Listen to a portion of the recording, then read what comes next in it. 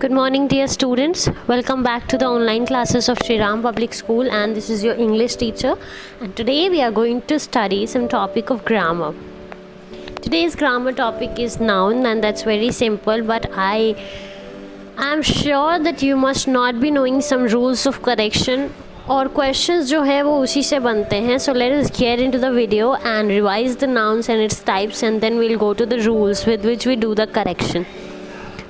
So a noun is a word that functions as the name of a specific object, any object, and its name is known as noun.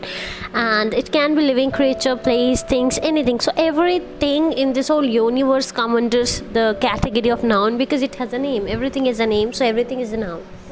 Types of nouns. What are the types of nouns? Of course, proper noun, which is a fixed name. Common noun. There's a common name which is given to a group of or a community of people. Thereafter, name of that group when it's commonly used, like boys, girl, men, then it's common noun. And when a group of, for example, teachers, army, committee, then it's collective noun. Thereafter, abstract noun is a noun which denotes idea, quality, something that is not tangible, which we cannot touch, our feelings, etc. Material noun is something that we can touch, its material, substance, for example, cotton, gold, silver. Thereafter, we go to noun gender. It's a 4 type. Masculine, which is male, is masculine. Anything that's female is feminine. Anything that is either male or female is common. For example, we say parent can be male or female, father or mother, so it's common.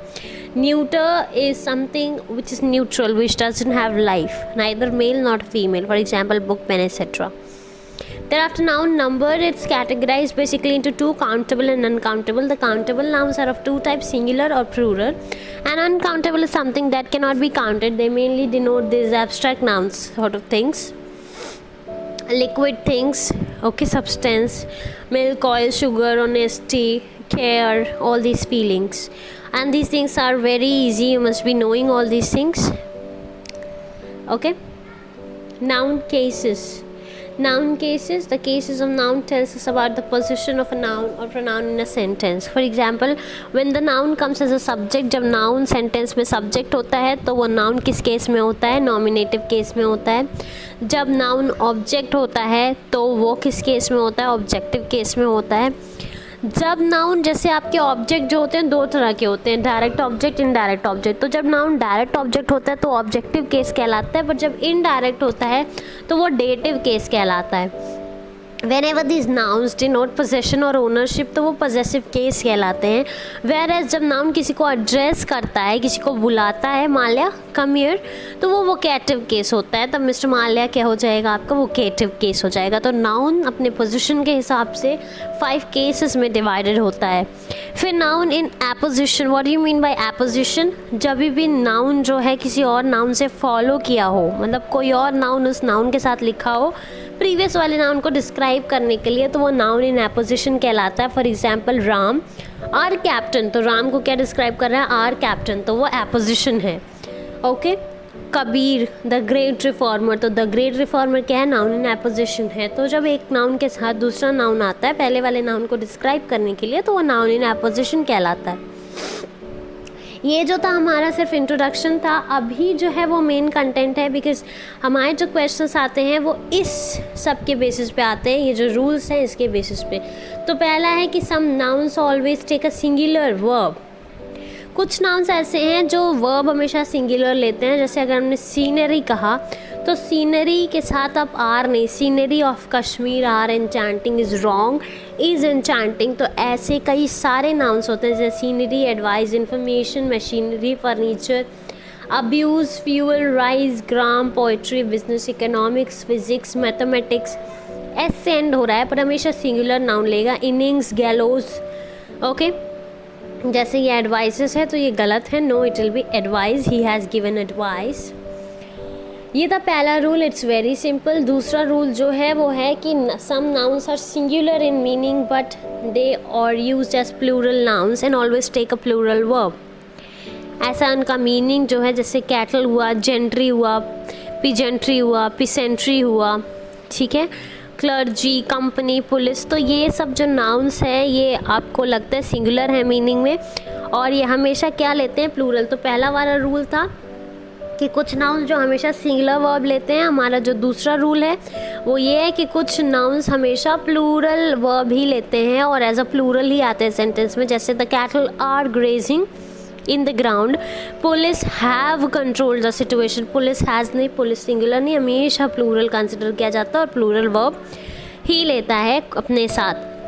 फिर कुछ noun जो है वो हमेशा plural form में use होते हैं, plural verb भी लेते हैं। जैसे जो ग्रुप में आते हैं, जैसे ट्राउज़र है तो ट्राउज़र्स हमेशा जो है एक पैर की बात हम नहीं करेंगे, तो उसमें दो हमेशा वो प्लूरल होते हैं। सीजर्स है, सीजर्स में आप दो जो ब्लेड्स हैं वो चलाते हैं। शॉर्ट्स हुआ, measures, good, arms, premises, thanks, tidings, handles and chattels. ये जो नाउन्स है ये हमेशा where are my trousers, where is my trousers नहीं। Spectacles are a costly item. तो जो सेंटेंस में एरर डिटेक्शन आता है वो ऐसे ही आता है, जब आपको एरर ढूंढना होता है तो वह ऐसा ही होता है। तो आपको ये सारे जो रूल्स हैं you have to write it down in your copy, ठीक है। फोर्थ रूल है there are some nouns that indicate length, measure, money, weight और नंबर। तो जब ये when they are preceded by a numeral, जब उनके आगे एक नंबर लग जाता है तो उनका फॉर्म जो है चेंज नहीं होता है।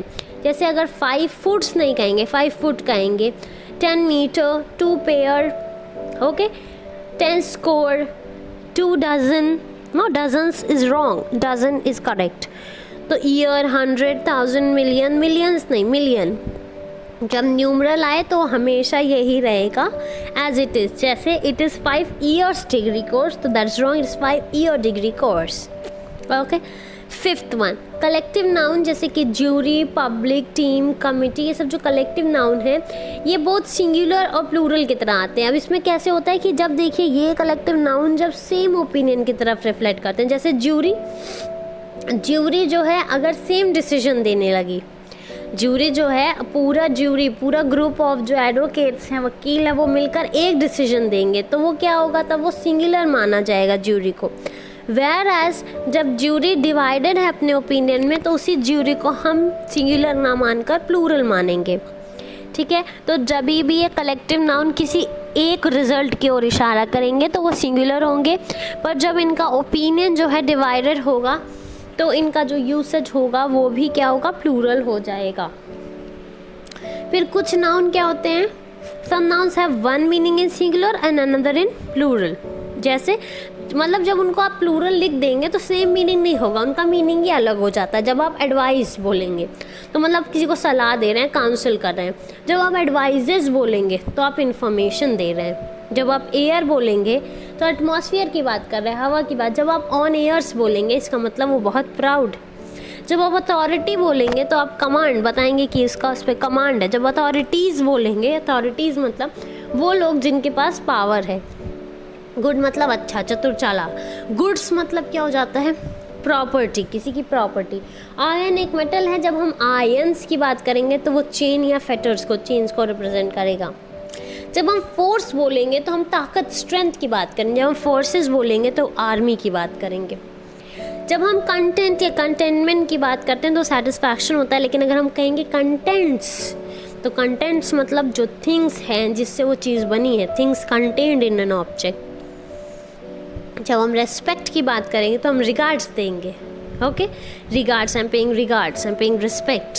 लेकिन अगर हम रेस्पेक्ट्स की बात करेंगे तो हम कॉम्प्लीमेंट देंगे, तारीफ करेंगे। वर्क जो है वो जॉब होता है। जब वर्क्स की बात करेंगे तो उसका मतलब फैक्ट्रीज या कॉम्पोजिशंस होता है। ध्यान दीजिएगा, जब भी हम कहेंगे वर्क्स तो फैक्ट्रीज होता है, ठीक है। People are often confuse and they commit mistake in use of certain noun. जैसे लेक्चररशिप गलत होता है, लेक्चरशिप होता है। फ्रीशिप गलत होता है, फ्री। स्टूडेंटशिप सही होता है। फैमिली मेंबर, बोर्डिंग जो है रॉन्ग होता है, बोर्डिंग नहीं। कहीं आप रुकते हैं तो बोर्डिंग नहीं, बोर्डिंग हाउस बोलिए, ठीक है। फैमिली मेंबर्स रॉन्ग होता है, मेंबर्स ऑफ फैमिली सही होता है। इंग्लिश टीचर रॉन्ग होता है, द टीचर ऑफ इंग्लिश सही होता है। कज़िन ब्रदर या कज़िन सिस्टर ये रॉन्ग होता है। कज़िन कज़िन होता है, ओनली कज़िन होता है। तो कज़िन आपको बोलना है तो कज़िन ही बोलिए आप, सिर्फ कज़िन, ब्रदर सिस्टर नहीं। वेजेस मतलब पनिशमेंट्स होता है जब सिंगुलर में यूज़ होता है, आपको पता है वेजेस मतलब वो जो मिलता है पैसा, वो भी होता है डेली वेजेस। तो देख लीजिए आपको कहाँ कौन सा नाउन यूज़ करना है, बहुत फार डिफरेंस होता है इसमें। It also means charges for the labour when use in plural sense. जब आप वेज बोलेंगे, वेज वर्ड, तब वो पनिशमेंट होता है। जब सिंगुलर सेंस में यूज़ करेंगे, जब आप प्लूरल सेंस में यूज़ करेंगे तो चार्जेस जो किसी लेबर को मिलते हैं वो होता है ये, ठीक। अब ये थोड़ा सा ये प्रोनाउन का है जो हमारे अगले हैं, इसको भी थोड़ा थोड़ा देख लेते हैं। प्रोनाउन का है पर इसमें थोड़ा सा नाउन का भी पार्ट है, तो इसलिए इसको देखना ज़रूरी है।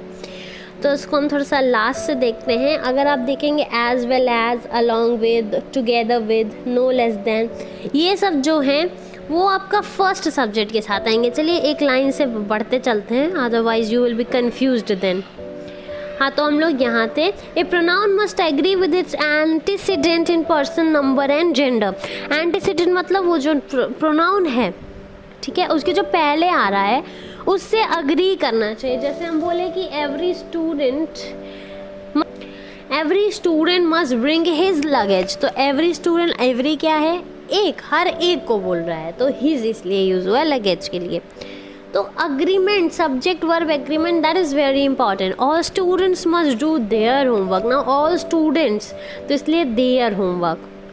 Each of the boys must carry, ना बॉयज़ तो है प्लूरल लेकिन ईच बोला है, तो उन बॉयज़ में से हर एक की बात हो रही है, इसलिए देखिए हिज यूज़ किया है, सिंगुलर यूज़ किया। Okay, moving further, while using everybody, everyone, anybody, each, the pronoun masculine और feminine gender is used according to the context. Okay, अब इसका एग्जाम्पल देख लेते हैं। जब भी मेंशन ना हो, देखिए जेंडर ना मेंशन हो, तो वो मैस्कुलिन जेंडर माना जाता है। अदरवाइज जो आपका है कि now each of the 6 boys in the class has finished there task, तो नहीं, ईच है तो ईच का हमेशा सिंगुलर माना जाता है, इसलिए हिज टास्क होगा। तो यहाँ पर दो चीज़, वही जो पहला वाला रूल है वो रिपीट किया, और दूसरी बात कहा है कि जो जेंडर होता है जब नहीं मेंशन हो तो उसको मैस्कुलिन ले लेते हैं, अदरवाइज सेंटेंस के हिसाब से हम जेंडर ले लेते हैं। जैसे यहाँ 6 बॉयज़ हैं तो हिज, बॉयज़ है तो हिज, वरना हर ले लेते हैं।